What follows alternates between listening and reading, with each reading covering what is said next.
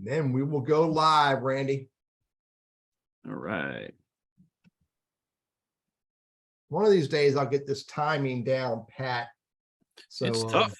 It is. So. It's a difficult thing. So never know when it switches. Hey, you're on Lunch Conversations with Randy and Teddy. And for those who have never met me, I am Teddy, and the other dude that that you may or may not be able to see right now with the shiny head is my cohort, my partner in crime, Mr. Randy Wooden.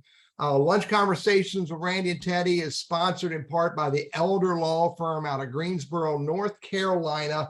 The Elder Law Firm is committed to helping you help those that you love and care about in their time of need through estate planning, elder care planning, all that paperwork you got to fill out and figure out so you have it done right. I'm telling you, that's a monster there. Reach out to the Elder Law Firm at 336-396-4551 or visit them at elderlawfirm.com. And this is the rule. Most of you who come here on a regular basis know the rule. You must let them know that Randy told you to call. So that's right. Yeah, cool. I think I have all my ducks in a row, Randy. Is it all out there on the internet? It is. And thank you for stalling for an extra 10 or 15 seconds to allow me to restream this thing. It wasn't stalling, Randy. That was strategic operations. Have I not told you this over and over again? Okay, that makes sense. Hey, Randy Wooden. Go ahead, man. Introduce Randy yourself. Wooden with Goodwill Industries of Northwest North Carolina, director for a professional center. You know what, Teddy? I just hit 10 years with Goodwill. Did you get wait 10 years? You get one of those clocks. You get a clock. Well, I got a little pin. I got a certificate. But, I can tell people they keep paying me, so I keep showing up. They haven't changed the locks yet. So, but yeah, 10 years.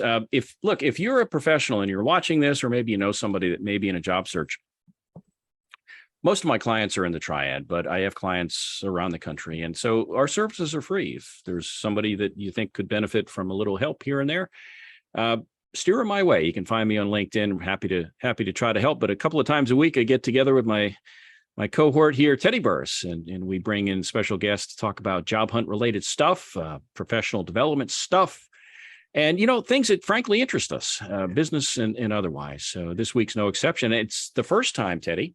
Go ahead. Yeah, I was going to say the first time we've had a colleague of mine as our special guest. Timothy Howell. Cool. Joins us. Yeah. And Timothy is our Chief People Officer. And so you may be wondering, what's that? We'll get into that. Give me a minute. Get into that. Give me a minute. All right. I want to put an ask out. Look, we have 21,000 people watching this right now. I need to put this ask out. We talked about this. Look, we need to know for those who don't know me, I work for a company called Burriss Consulting. I'm in the 13th year right now. I just saw that, Randy. We're on the 13th year, and I don't think she's given me anything. Your wife didn't kick you out yet, huh? Well, I mean, she lets me stay at the house, and but Nice. our business is all about LinkedIn and social media and all that kind of stuff. But here's the ask for all of our audience, the people who show up day in and day out to watch us on live, watch our YouTube video, listen to us on Facebook, and what's the other place we're on? LinkedIn. We need your help. We need to know topics that are really important to you in business, community, maybe even societal, and even career. So if you have a topic and you know somebody who is really good with that topic, we need to hear about it. Now, everybody who is registered on the Zoom show, you're going to get an email from me, and I'm going to ask you very politely for your ideas. So please, when you get that email, respond back, because if you don't respond back, then I've got to console Randy because he thinks nobody cares. So anyway, buddy, that's my ask. Go ahead and introduce Timothy. Yeah, I'm going to just introduce Timothy by name and title, and I'm going to give kind of a quick glimpse of some of the topics that we hope to get into, and then I'll have Timothy introduce himself a little bit more detail, and then we'll get this thing started. But Timothy Howell with our Goodwill Industries Northwest North Carolina, and is our Chief People Officer. You may wonder, what is that? And for those that I just will compare it to being the VP of HR. I mean, that's, I guess, the essential role that title might have in another company. But we're going to talk about some potentially interesting topics today that come up, I'm going to say, almost all the time. I mean, there's always something in the news And how does HR deal with or set guidelines for or encourage or we'll just use the word address, how employees may engage in what could be called controversial or contentious social topics, legal topics, political topics.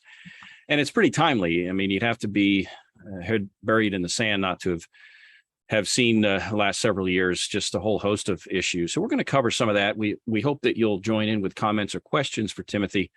It's a timely and interesting topic, and I appreciate my colleague joining us today. Timothy, if you would just give us a little more detail about your background, what brought you to Goodwill, and a little bit more about you. Thank you. First, I appreciate you, Randy, and Teddy for the invitation. Appreciate the opportunity to share with your listeners and your audience to talk about those pressing topics that we in the HR profession face on a daily basis. There's opportunities for us to learn, grow, and be successful in what we do working together. My name is Timothy Howell. I am originally from Chicago, Illinois. I've moved quite a bit around the country in my roles within HR. HR is my chosen passion. I've had an opportunity to work for the #1 corporation in their respective industries on 3 different occasions: State Farm Insurance Company, Tyson Foods, and Walmart stores. I spent time in the government in DC, and then also my most recent role was Assistant Director of HR in the city of Durham prior to coming to Goodwill. Why I do what I do. What's your why? It's for the love of people. It's to help individuals realize their dreams. There are individuals that start in their careers and have no guidance and no direction to where they want to end up. Well, human resources, that key, that cog that can move them along through the entire employee life cycle. So if you think about from that first day when you are walking the door and you're sitting in orientation and you're learning more about the organization, what are the key components that allow you to know what the last day of your employment will be? What's the human resource components? It's the benefits, it's the development, it's all of those pieces that go into it. And I believe in helping people realize their dreams. That's why I do what I do. Yeah, that's HR has really taken on a whole new meaning from back in my day when I got started. It was the personnel department, and it was a whole different gig these days. And a lot of Teddy, you dreaded that phone call, said, Randy, come down to personnel. That's like going to the principal's office. Yeah. Don't do it. No. All right. So there, and I'm no attorney here, and I don't plan to play one on TV anytime soon, but I do know that politics in and of itself is not a protected class. Yet, and we hear all the time, it's my free speech. I ought to be able to say what I want to say. All right. So, and again, I'm no attorney, but from an HR perspective, I mean, we're all human here, and people want to express themselves. And so how, I don't know if it's a tightrope that you walk, but help us understand from the high level HR perspective, where or how you come about with policies to help people navigate through these, let's just say, controversial times. Absolutely. Thanks for that question, Randy. Yeah, it's a tough one. The reality is you do have a right to free speech. You do have a right to say those things that you feel. But what you do not have a right to is to encroach upon other individuals that may be in the workplace with you. So you have to find those opportunities as an HR professional to ensure that you are aligning your policies and procedures along with the visions and values and missions of the organization. And so if your organization has a clear mission, a clear vision, and clear values, then your policies and procedures should reflect that. So then now an individual contributor has to make a decision. Do my personal vision, mission, and values align with this organization? Because I was just in a training the other day and the facilitator said, oh, you can say what you'd like to say, but you cannot say that and work here. And you have to have a fine line of where that thin line is drawn. So it's fine, but it's thin, to let people know that you certainly have a right to express yourself. But if that goes against where our policies and procedures are, then you'll have to make a decision on whether or not this is the right place for you to continue your employment. And I imagine this has been over the years, policies, procedures, and not just germane to you and specifically to where you work, but you engage with other HR folks. Things that have changed over time. Policies perhaps more lax now or stricter now, and how do you arrive at what works for you these days? I think the biggest thing is you have to be in tune in what's going on around us as a society. I start my day digging into the news that's going on, because we have to be in tune with the politics of the society in which we live. If there are decisions that are coming down from the courts, if there are certain political things that are happening within and around our communities, those things impact our individual employees just like they impact every other employee. So they're reading the same type of information. They're being garnered by the same laws, rules, and regulations, and they have to make decisions for themselves the same way everybody else does. But if you as an HR professional are not in tune with what's going on in society, then you're setting yourself up for some challenging opportunities along the way, because you don't want to be in a situation where you're clueless to what's going on in society and you don't have a plan of action to help support some of those things. Gotcha. Teddy, did you just made me the co-host? Did you just I had do that to, on Randy, purpose? just to protect us and protect our audience and our special guests, because I hear the construction guys out there. So not the construction guys. The hard hat dudes with the big shovels and the hole diggers and all of that stuff. So look for fiber optic cables. Teddy, you better pay your bill, man, because I hope you're paid up. Yeah. All right. So we're talking with Timothy Howell. We're talking about how companies help create an environment that allows for a level of freedom to speak, but with guidelines. Yeah. Fair enough. Is that kind of fair enough to put it that way? Kind of, sort of. Absolutely. So just like dress code changes, you think back how we used to dress if we went to church or a ball game years ago. Versus how we may dress today in church or at a ball game. Things have changed in terms of society and what's generally accepted and such. So looking back and now where we are today, what do you see that maybe has changed in terms of what might be allowed or maybe what isn't allowed? I think the biggest opportunity for us when we think about what's allowable today versus what may be allowable is the individuals that are in the workplace. The individuals that are making decisions now are generationally moving further and further and further away from the more traditional, if you will. I'm walking into the workplace with have a suit, have a tie on. So as we get further and further away from that, and the decision makers around the table are changing, you're seeing a more lax attitude surrounding what is acceptable in the workplace. I think you still, again, have to have standards, and you want to make sure those standards address uniformly both your male and your female population. Oftentimes you see dress codes that talk about this is what a female should not wear, but doesn't give any type of indication of what's appropriate or inappropriate in the male environment. So you want to make sure that you have policies and procedures that are unilaterally equal across the board or have equity to them across the board to make sure that you aren't marginalizing a particular segment of your employee base. But again, like you said, you talked about church and ball games. You could not have given a bigger dichotomy of social outings. But even those things, when you see how individuals get on airplanes now, you know, when you were flying in the 70s and 80s, and you were getting on an airplane, you were dressed in a certain professional attire.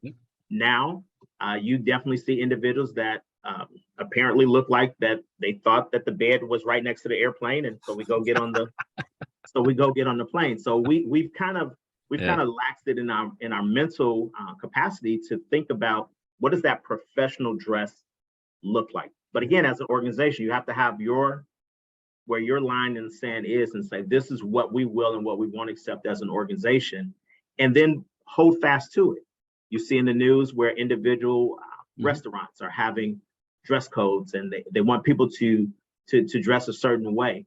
As long as you apply those across the board unilaterally, it's okay to have that, but you can't have it for one sector of the population and then make it lax for another. That's when you get into the litigious pieces that you were talking about.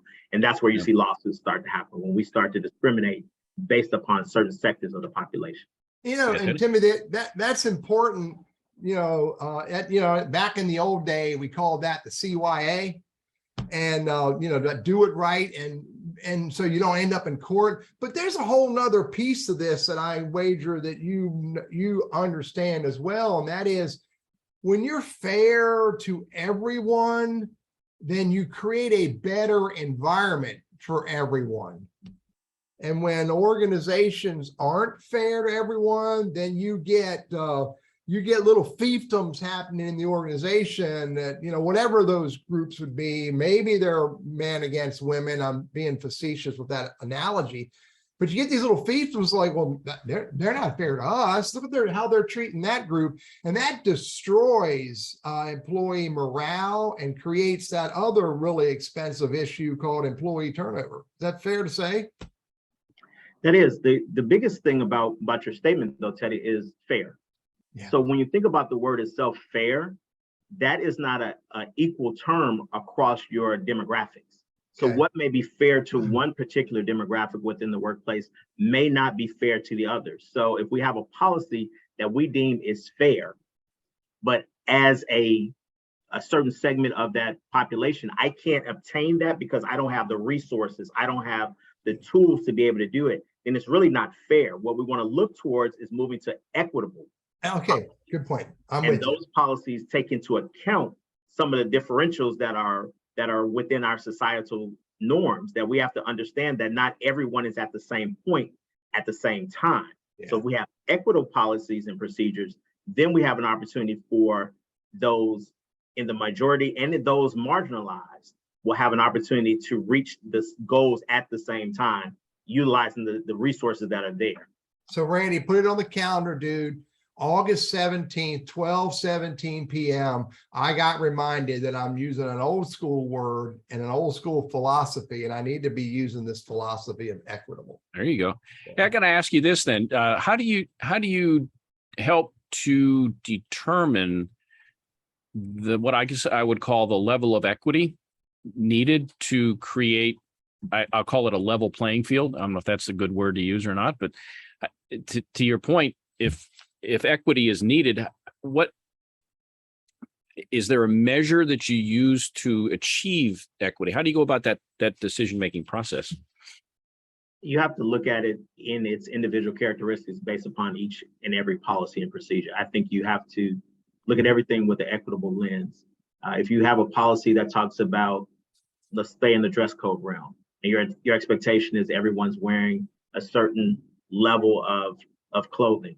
Or are we in a situation where that clothing is accessible to everybody? Are we able to expect or anticipate that everyone has the opportunity to buy and or afford that type of clothing? We have to be mindful of those type of things. But the most important thing when we think about equity is if we think about it from the margins.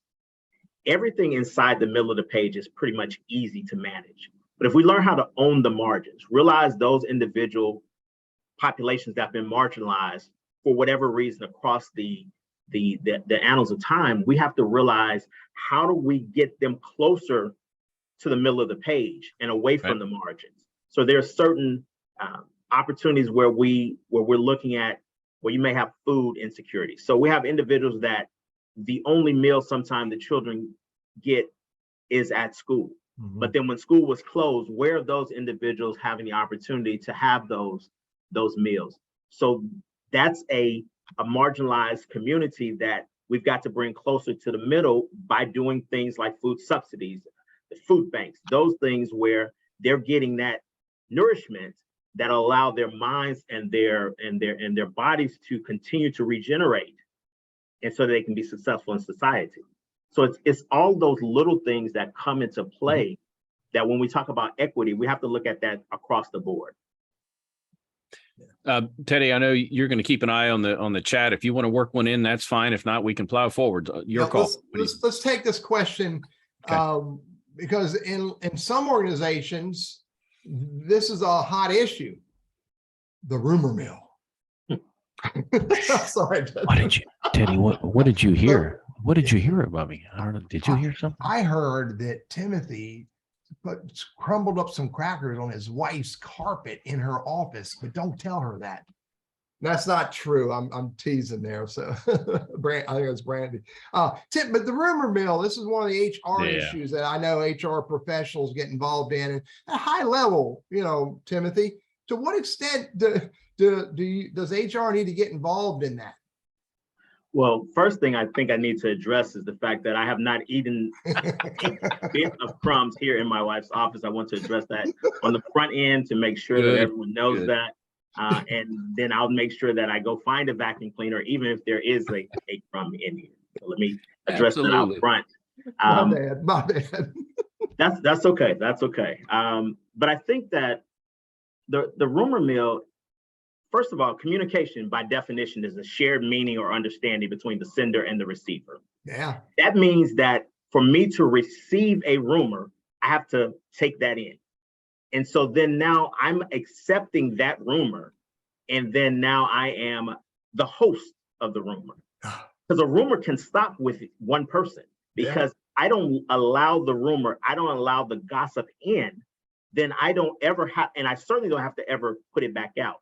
But from an HR perspective, we deal with rumors every day. I heard that someone got this. I heard that someone did not get this. One thing that we never address when we are dealing with individuals is discipline. That's something that is between the organization and that particular individual. So someone may have reported that, you know, Randy did something within the workplace. So we'll do an investigation through our employee relations area. We'll have contact directly with Randy. Potentially, if there's some other employees that are involved, we'll have contact with those individuals. But never do we discuss the disciplinary action that we're taking against Randy with anybody else. Yeah. But then comes the assumption that we didn't do anything. So that's usually one of the biggest areas where rumors and innuendos come in. Well, I did this and they told me, and they never did anything about it. So that's kind of the biggest place where it comes in. People are going to gossip about some of the minute things, and we really just have to kind of continue to keep them focused on the work. If you focus on the work and you focus on staying in your lane, generally accidents don't happen. It's when we want to veer over into somebody else's lane and start focusing on what they are doing or what they're not doing and how that compares to the work that I'm doing. That's when we start getting that's when chaos erupts. Yeah. All right. So, and this is kind of sort of not rumor, but a little bit, I guess. So let's take in social media. Big topic, but so I get on social media and I'm all amped up, and I get it. If I go on social media and go, you know, Goodwill's a horrible place, they did it, and I get it that my butt's in a sling at that point. I got a problem. But let's say I get on there and I start bashing, you know, whatever the flavor of the day is in terms of the news. I just start bashing people, bash. I do it on my own time. I show up at work the next day. Somebody knocks on Timothy's door and says, Randy is just a flame-throwing blankety blank, and I just don't want to work with a guy like that.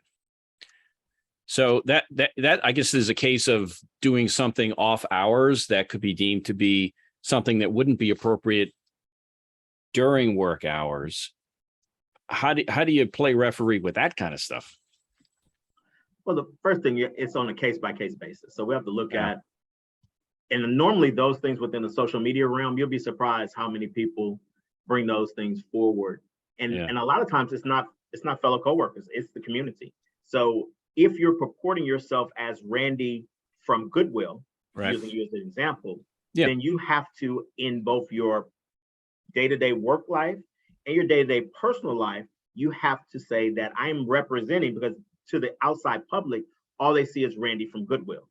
They aren't able to separate that Randy did this at 11:05 p.m., which was well outside of his workday. They're associating that Randy from Goodwill made this statement, and that's his position on this particular topic. Now, if that position is awry of our mission, vision, values, and goals of the organization, that's where we have an opportunity to have a discussion with you to make sure that that is not something that you put out into the social media realm. Now, Randy, as a personal individual where there's no tie back to Goodwill, that's a different discussion. If I have a personal page and no one can tie me back and there's no references, there's no pictures, there's nothing that puts me in professional realm back to Goodwill, that's still a gray area, but it's at least it's a different discussion. But in this day of social media, where you have LinkedIn, you've got Facebook, my wife will laugh when I say this, Instagram, which I don't have an Instagram, and all these other things that will tie you to the workplace, you really have to be very careful. And it also depends on the role you have within the organization. If you have a front-facing role and people are expecting you to be a leader within the organization, you have to be responsible as a leader and make sure that what you're saying does not impact that organization in a negative way. I'll give you one example I sent to our organization yesterday, was the CEO from Six Flags, and the ill-begotten statements that he made recently about him wanting to change the type of customers that were coming into their parks, to go from a Walmart or Kmart type customer into a Target. What row? That's first of all, that is a political, socio-economical, every word that you could think of, nightmare, because you've now marginalized an entire segment of individuals based upon your thought process of where they shop. Yeah, I shop at Walmart, just for the record. That has an HR, a PR, a marketing nightmare written all over it. And I would anticipate that there's going to be some retribution to that. Now, that's the CEO of the company, but there are individuals that are at all levels of the organization that if you make statements that are defamatory like that, that can infect your organization and impact your employees. And fortunately for Six Flags, I think you said it was a Six Flags CEO. Fortunately for them, for the HR professional in that organization, that person's not coming to HR. That person's going to the board. Yes. That's where that's going to happen. Oh, I had one, Timothy. Oh, so wait, you don't have Instagram. Dude, I can see you being the chief people officer on TikTok. You need to seriously consider, you could be that man, you know? And see, I didn't even mention TikTok because that didn't even come into my thought process as a social media outlet. We need to talk. I can make you a superstar on TikTok as the chief people officer. And I can become an influencer. I just learned that term recently, so I can become an influencer. Yeah, you can. No, superstar. That's the next level, Timothy.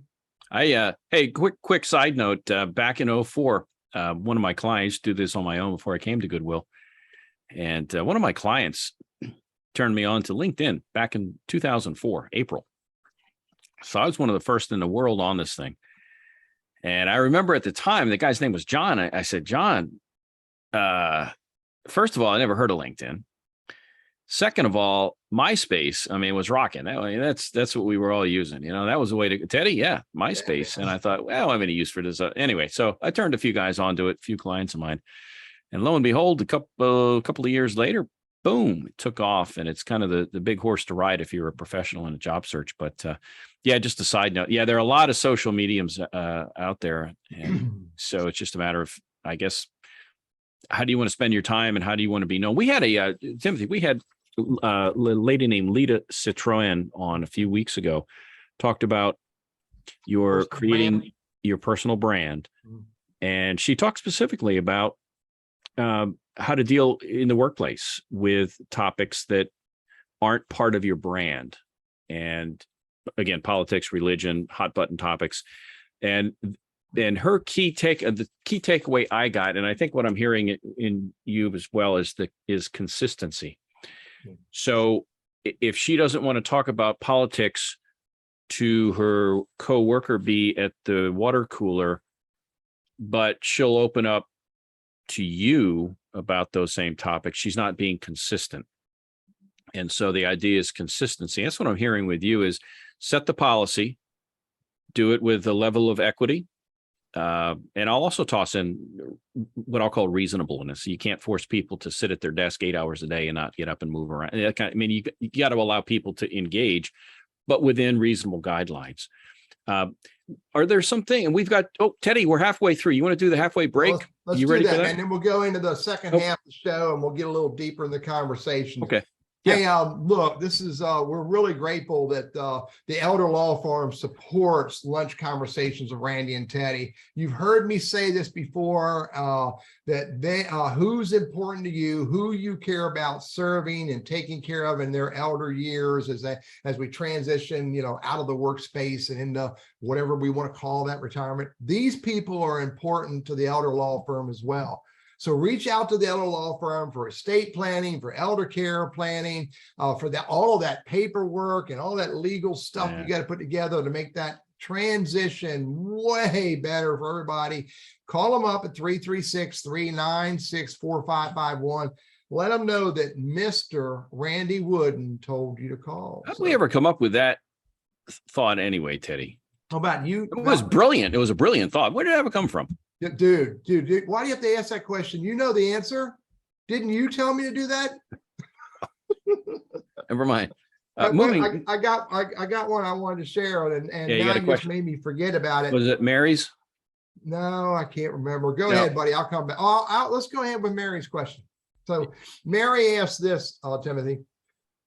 How do you address when you have, and I'm going to use my words for the sake of the show because it's my show. How do you deal with someone who brings their political rabble rousing into the workforce and it makes the team uncomfortable? How does HR address something like that from a big picture, besides just simply firing Randy? Don't give him any ideas, man. Don't give him any ideas. And that should not be the immediate answer. I mean, the immediate answer should be to understand the situation, understand what's going on, to have conversation with everybody that's involved, understand the information that was brought into the workplace, to have a clear understanding of the topics. But then also, again, set the policies and procedures of what's appropriate and what's not appropriate in the workplace. So again, I have the right to have my political views, but I don't have the right to inflict those political views on others and create a hostile work environment. One where people are feeling uncomfortable, one where people are feeling like they can't get their best work done. So that's a situation where we would potentially get involved and set kind of those guardrails. That you can't talk about this within the workplace because, again, it's making other individuals feel uncomfortable and they aren't able to get their best work done in that environment.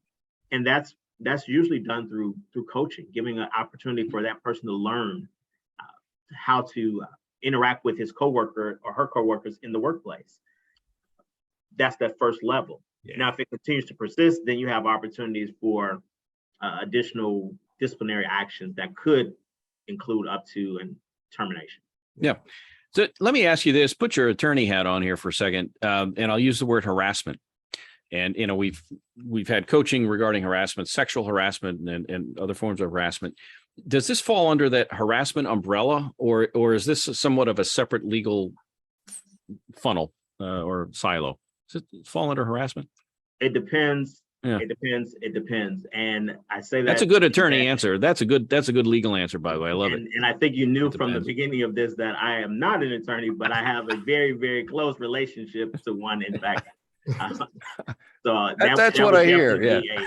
Be a diversionary the answer. I think that that would probably fall, depending on what was said and how it was said, it'd probably fall closer into hostile work environment than harassment. But again, it's the nature of what was said and how it was said, and that's where the investigation comes into play. And you have individuals interpret it differently than what was said. So it's the intent versus impact situation. I said this and my intent was this, but here's the impact that it had on the individuals that heard that. So that's where we kind of look at hostile work environment. You look at harassment by definition. So there's some specific things that fall into those categories. And again, it's to be fair and equitable to the situation, you've got to make sure you talk to everybody. You can't just make a decision upon one piece of data that comes at you. Randy said this in the workplace, Teddy said this, and now we're flying off the handle. we've got to have those conversations and ensure that we're getting the full story and full picture. Yeah.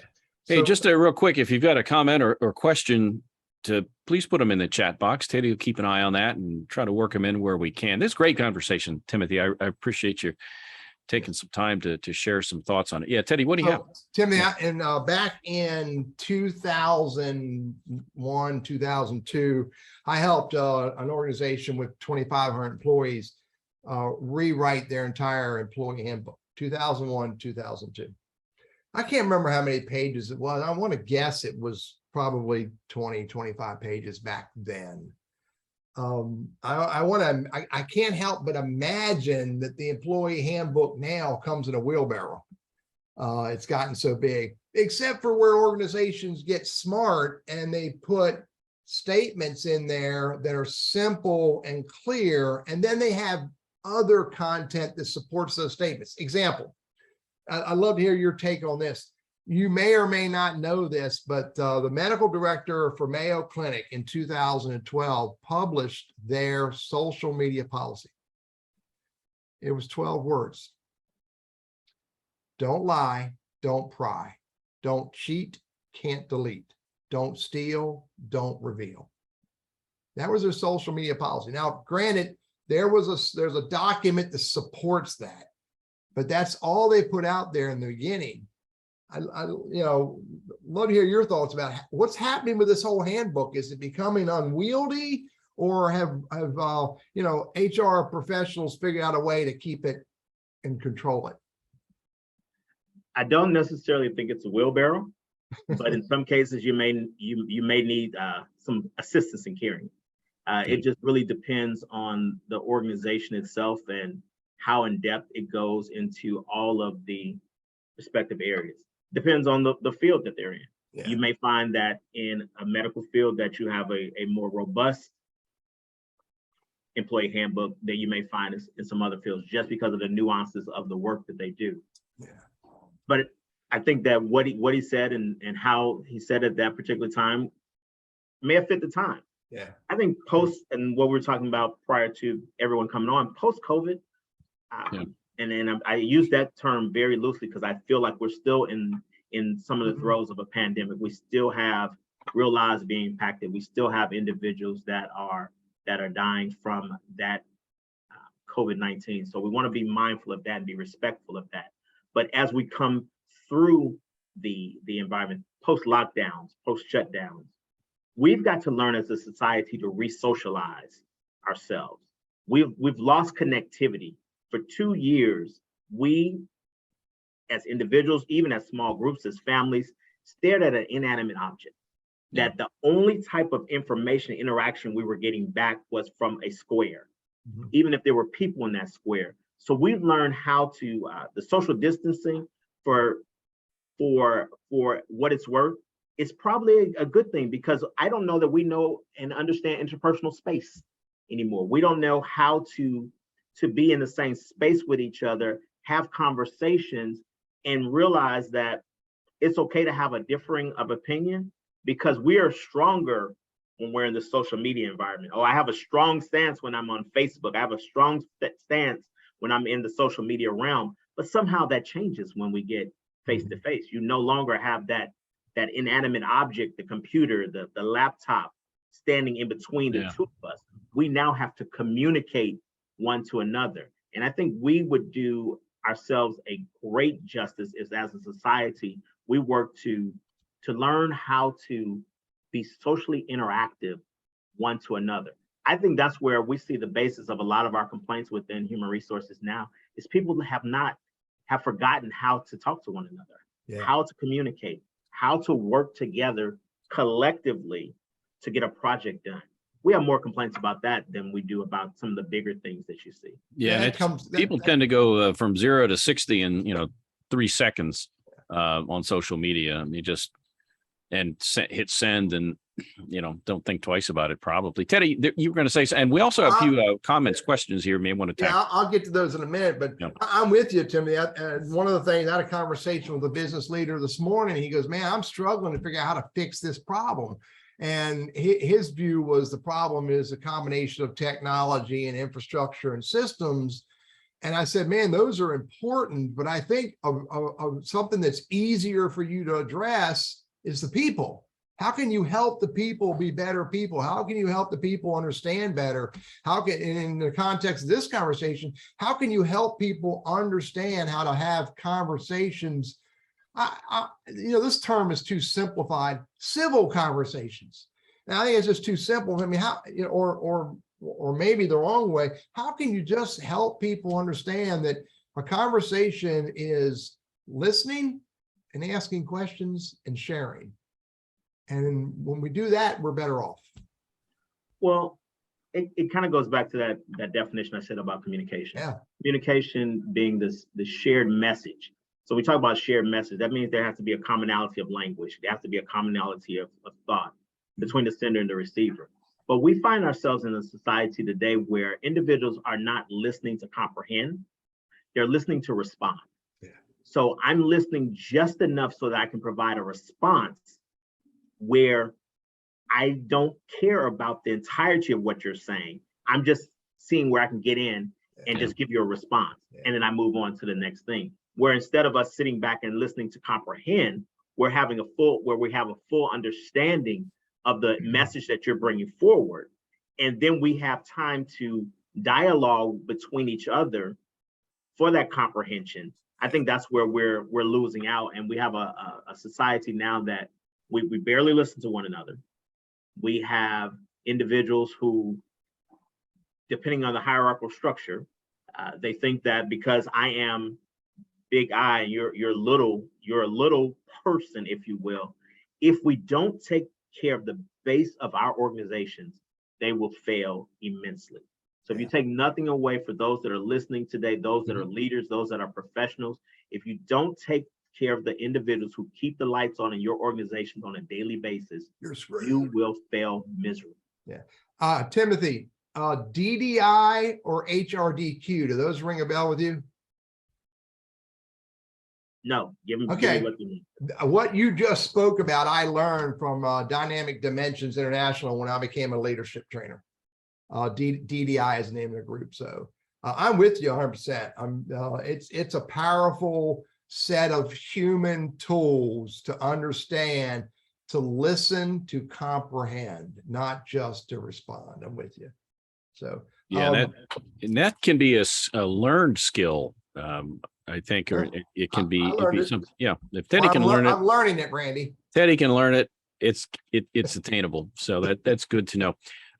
Teddy, did you want to tackle any of the other comments or questions? If you do, let's take Lisa's question, and I'll paraphrase it, Lisa. It's in the context of virtual interviews, because I mean, there's a lot of interviews happening through the dot. And we need to do more interviews through the dot because we need to build our candidate pool. Are you seeing organizations who are struggling to do those interviews appropriately in the context? I think that maybe what Lisa's referring to is people were getting lackadaisical on their interviewing process virtually, and maybe they're asking the wrong questions or questions they shouldn't ask, or maybe they're recording the conversations and didn't let someone know the recording. Are you seeing any trend in that virtual interview world that we need to be careful of? Sure. Well, I'll address the last part first, and I'll come to the other. Yeah. It depends on the state that you're in. North Carolina is a single party consent state, so an individual can record without letting the other party know. Some states are dual party consent, so subsequently I can't record without letting you know that I'm recording. So it really depends on where you are interviewing. And if you're recording the interview, you should be recording it so that it's more a baseline. You understand where everybody is coming from, or you need to go back and review it for certain components here or there. The inappropriate nature of interviews, that one, I'm going to start with. I heard your gasp. The show's only an hour long, Timothy. So you're gonna have to. I mean, we want, from an HR perspective, we want to have, if you're an HR professional, you want to have interview guides. You want to give individuals suggestion of questions that they can ask, but also more importantly, what they cannot ask, to give them understanding that where the inappropriate nature of questions are. I think the virtual interview process has become extremely, extremely lax. Yeah. I really just want to say, hey, can everyone put pants on? Well, that's a start. That's a start. That's a start. Because you haven't presented your whole, and I mean that not facetiously, you're not presenting your whole self in an interview. You would never walk into a professional setting half dressed, but when you're half dressed, you present yourself in a half thought process. Mm-hmm. And so that's when some of those inappropriate conversations, inappropriate questions come up. And we really have to be careful, because again, in this litigious society, you ask the wrong person the wrong thing, and then subsequently you find yourself and your organization in some sort of litigation because of that. Yeah. And again, the litigation part is important, but I also remind myself that there's another big component to that, and that is to treat people with respect and sincerity in those conversations. And if you ask the wrong question, you're not treating people in the right way. Yeah. Yep. Right. Wanted to go back to kind of the guidelines and talking about what's appropriate in the workplace. And have there been, I don't know, I'll call it case studies, or have there been examples that maybe in your reading you've come across where companies have maybe tried something? We're talking best practices here, things that maybe they tried that failed miserably, landed them in court, or things that you've seen other companies do. You say, hey, you know what, that might be something we may want to adopt here. What's out there in the horizon? Are we talking still in the interview realm, or just overall within? I'm going to talk more overall about workplace, I'll call it culture, and how we interact in the workplace, and things we say, and controversial topics, that kind of a thing. What are some best practices that seem to have worked well? How are they put together and ultimately implemented? I think any organization that focuses on their people, as Teddy was saying, and have a people-centric philosophy, are going to be more successful than those that are looking at profit.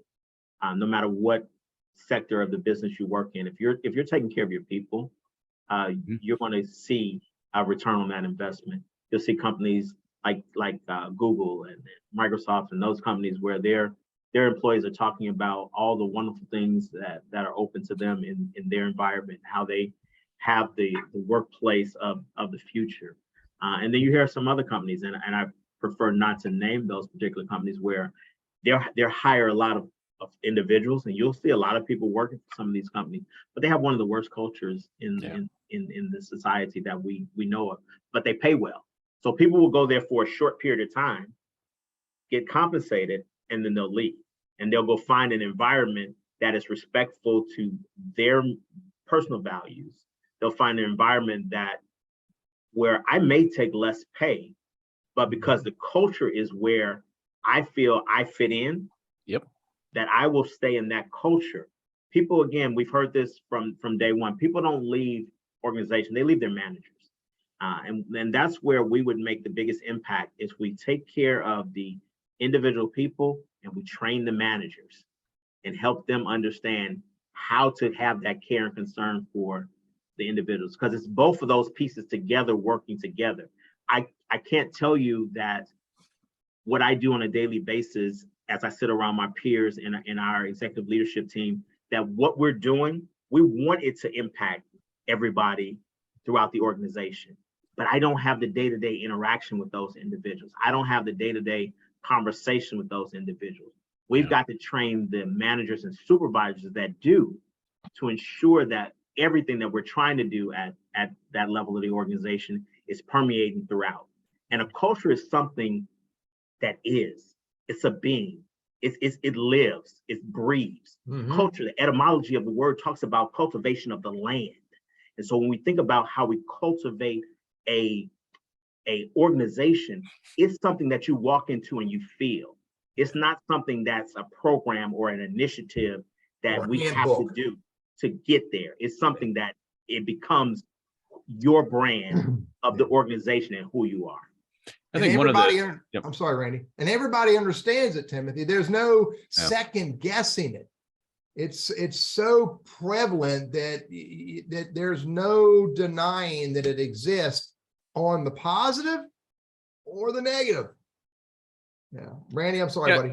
No, just going to say, and this applies to life in general, communication and the lack thereof of clear communication is a challenge, whether it's in the business world or in personal life, and being able to effectively communicate guidelines, policies. You're right. Culture is, or I forget the word that you had just used there. Culture. Yeah. Culture is more than just saying our culture is right here. See, it's on the wall. There it is right there. It's more than that. We've got about 10 minutes left, Timothy. And when we get to about 5 till, we're going to ask you for a few takeaways for folks that have joined our show today live, things that we want to ensure that they take with them as they go forward. And then we'll also talk a little bit about next week's show. It's going to be pretty cool next week. We've got a great guest as well. All right, so a few minutes left. Teddy, if you wanted to insert one of those comments or questions, we can. I'm going to, if not, then I've got a little bit more we can get involved. Well, let me try to package up or unpack what Don asked. HR professionals in the middle between company leadership and an employee. I mean, they have, they're a leadership, but they're also an employee. So they see and have to engage in both contexts. So I think I know the answer. How does an HR professionally objectively serve the company, but also be an employee? And where's the final accountability for that employee who has to, I know I need to, I'm gonna use my words, walk the walk the company wants me to walk, but I see all these other ideas. What are your thoughts? How does an HR pro do that? Well, if they're truly an HR professional, we don't sell a good, a product, or a service. We're there and working at the behest of the organization to try and make sure that the policies and procedures that are put in place allow for the employees to have and bring their best self to work.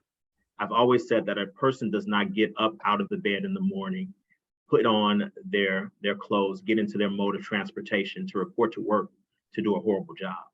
They come to do the best that they can do. And that's their thought process. I'm going to give the best. Now, there are barriers that inhibit that along the way, either prior to walking into the door or sometimes within the walls of the organization. HR should help to make sure that within the walls of the organization that individuals can do their best work.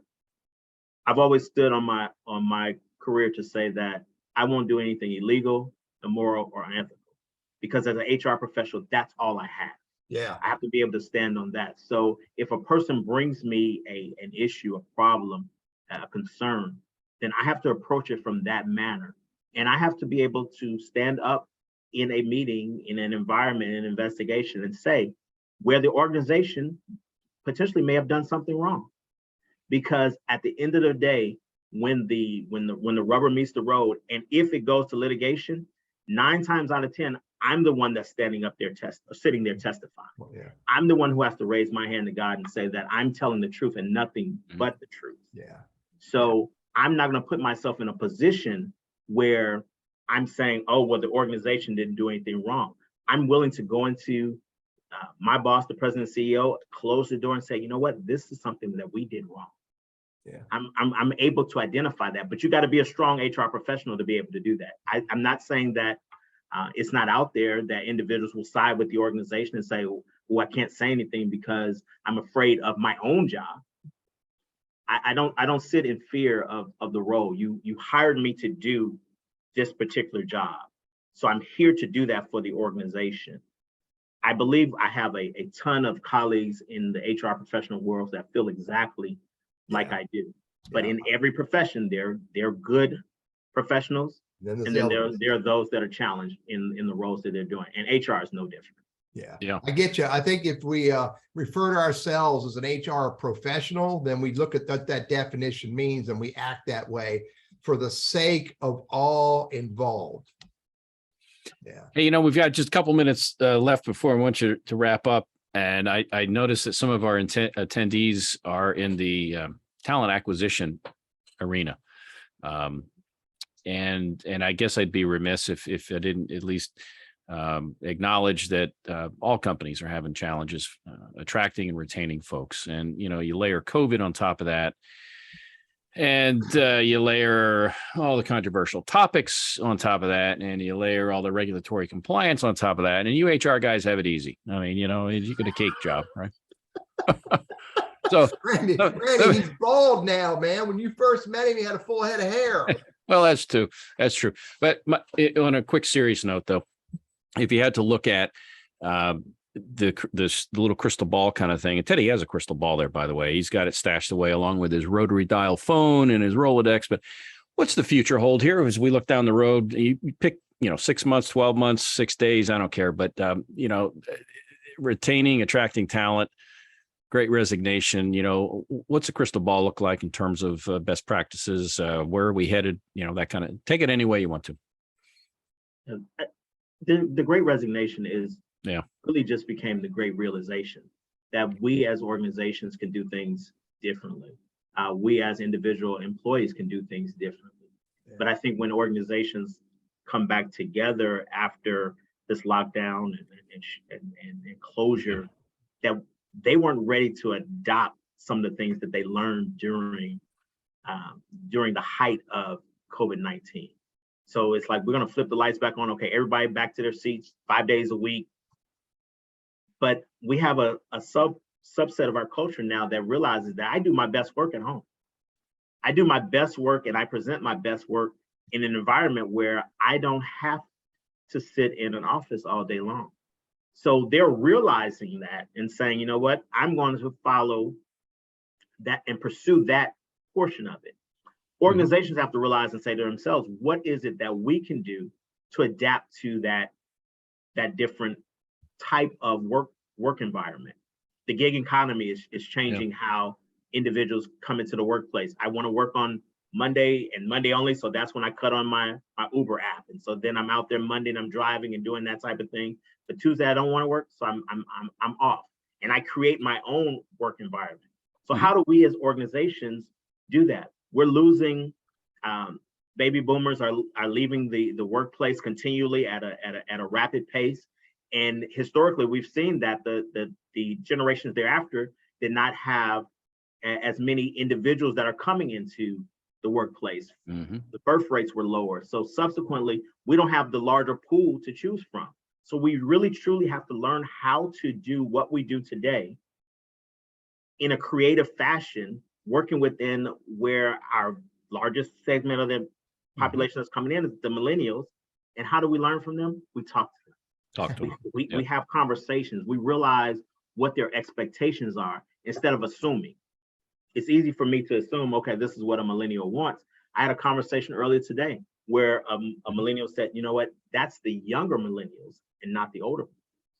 So it's even a subset within there that we have to really try to engage with and ensure that we're learning from the population and not just reapplying the same fundamental things that we thought worked in our workplace. And if a workplace doesn't change, they're going to be out of business. Yeah, excellent points, man. Excellent point. Hey, one or two real quick tips, thoughts, takeaways you'd like folks to have. Number one, be ready and adaptable to change. Yeah. Be understandable that not only the skill set and maybe the direction of your organization has to change. Don't be the circuit cities of the world where you don't want to make adjustments and now you're no more. But then as an individual employee, also make sure that you're ready to be adaptable as well. Don't be the individual that knows how to repair typewriters and does not advance in their skill set and does not invest in their skill set. But then to organizations, don't hire somebody as a plumber and they have all the plumbing tools and then you change the direction of the organization and now you need an electrician, but we don't invest in that employee anymore. We've now put them in a situation where they can't do what we're asking to do. But at the base of all this, if I leave you with nothing else, take care of your people. And make sure that they know that you care about the contributions that they're making to your organization on a daily basis. Find employee recognition programs. Find ways to engage with your employees and help them understand that they are the number one priority. And make sure that they understand that because of them, you exist. Spend time with them on a daily basis, reassuring them that what they're doing for your organization makes a difference. Makes a difference. That Yep. will make a difference in your organization. Timothy Howell, thank you. Chief People Officer, Goodwill Industries, Northwest North Carolina. On the other side of the building from me, different hallway, but a colleague of mine. Timothy, again, appreciate your willingness to be on and share your idea. Excellent conversation. Teddy, I'll throw it to you to take us on home and tell us about our next week's guest. Timothy, again, I echo Randy's statement. Really appreciate you showing up and hanging out with us and sharing. And hey, next week, this is really cool. We have this whole I don't know, we didn't intend to have this theme of going on, but next week we have the president of Forsyth Tech Community College on the show. Dr. Janet Spriggs is going to join us. I had a great conversation with her over the last couple of months, and she's going to come in. The conversation is titled Changing the Lives of Transforming Communities by Loving and Serving the Students to Success. This is all about how community colleges can impact our communities, our economics, our businesses, and our lives. And I love the conversation. I promise you it'll be a great conversation. So join us next week. And remember, the Elder Law Firm cares about us as well. They show up and support us. So if you need any help with elder law activities, reach out to them. Timothy, great to have you on here. Great to have your followers join us today. And Randy, I'll see you next week, buddy. All right. Right. Take Thank care. you. See you now.